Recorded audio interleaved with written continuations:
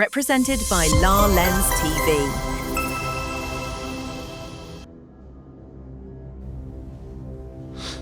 ఈరోజు మనం అసైన్ చేస్తారా హక్కులు ఇస్తారా అనే టాపిక్ గురించి మనం మాట్లాడుకుందాం.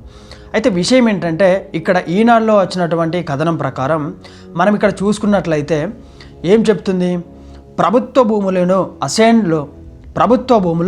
అసైన్ భూములుగా సాగు చేసుకుంటున్నటువంటి పేదల యొక్క వివరాలను జిల్లాల్లో ఉన్నటువంటి ప్రభుత్వ యంత్రాంగం సిద్ధం చేస్తుంది. అయితే ఇప్పటికే కొన్ని జిల్లాల్లో ఉన్నటువంటి యంత్రాంగం దాదాపుగా అసైన్ చేసుకున్నటువంటి వారి యొక్క భూములన్నిటి గురించి ఆరా తీస్తూ ఒక లిస్టును కూడా తయారు చేయడం జరిగింది అని ఒక ప్రభుత్వ వర్గాలు చెప్పడం జరుగుతుంది.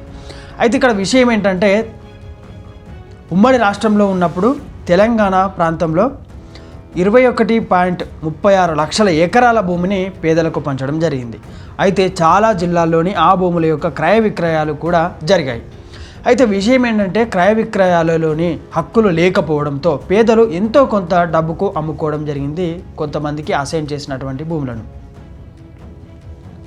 అయితే ఇక్కడ మనం మాట్లాడుకోవాల్సిన విషయం ఏంటంటే, కాస్తు చేస్తున్న వారి యొక్క వివరాలను కూడా ప్రభుత్వం ఆరా తీస్తుంది. అంటే ప్రభుత్వ భూములలో ఉన్నటువంటి సాగుదారుల యొక్క వివరాలు నమోదులో లావణి పట్ట, మిగులు భూమి, దేవాదాయ శాఖకు సంబంధించినటువంటి భూమి, వక్ఫు, ఇతరత్ర ఉన్నటువంటి తదితర రకాలైనటువంటి భూములను కూడా పలు చోట్ల వెలుగులోకి చూసినట్లు తెలుస్తుంది ఆ యొక్క ప్రభుత్వ వర్గాలు చెప్పడం జరుగుతుంది.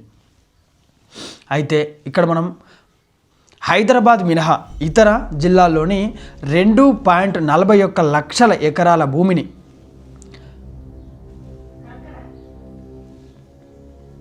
అసైన్ భూముల యొక్క అన్యాక్రాంతమైనట్లు మనకు తెలియడం జరుగుతుంది.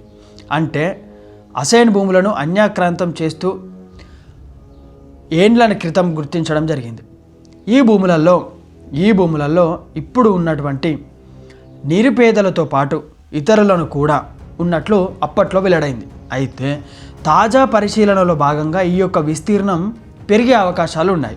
ఎందుకోసం అంటే, గత ఏడాది నిర్వహించినటువంటి రెవెన్యూ సదస్సులలో 8.50 లక్షల దరఖాస్తులు రాగా వాటిలో అసైన్ భూములకు సంబంధించినటువంటి వారివి 1,00,000 వరకు దరఖాస్తులు ఉన్నాయి అని చెబుతుంది. అయితే ఈ వివరాలను కూడా యంత్రాంగం పరిశీలిస్తుంది. ఎందుకోసం, అసైన్ భూమిని అనాధికారికంగా సాగు చేసుకుంటున్న వారు పేదలైతే వారికే హక్కులు కల్పించడానికి అవకాశం ఉంది. ఇక్కడ విషయం ఏంటంటే, అందుకోసం అసైన్మెంట్ కమిటీని ఏర్పాటు చేయాల్సి ఉంటుందని భావిస్తున్నారు. అయితే అసైన్ భూములను విక్రయించుకునేందుకు వెసులుబాటు లేదు.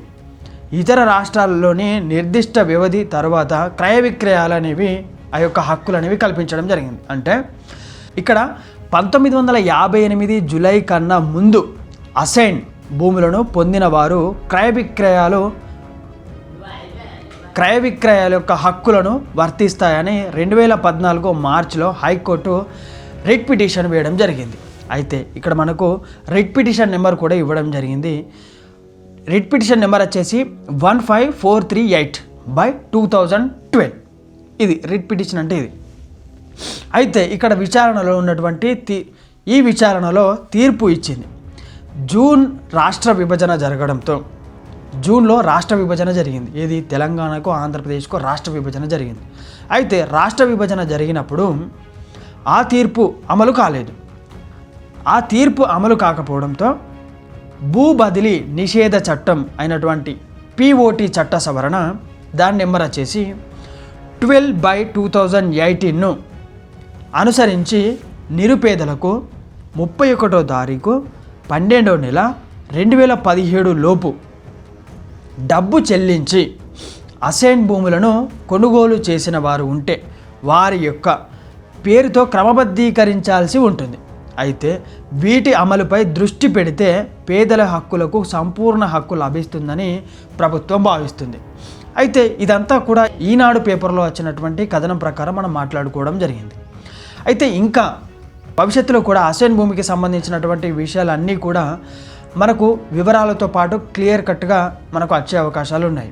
అసలు అసైన్మెంట్ భూమి అనేది పేదలకు ఇచ్చినటువంటి భూమి. డబ్బు ఉన్నటువంటి వారు కొనుగోలు చేస్తే వారికి పట్టా వస్తుందా రాదా అనే విషయం మరికొద్ది రోజులలో తెలియబోతుంది. మరో వీడియోతో మళ్ళీ కలుస్తాను. నేను మీ కొంగటి రాజు ఫ్రమ్ లాలెన్స్ టీవీ నుండి. Thank you.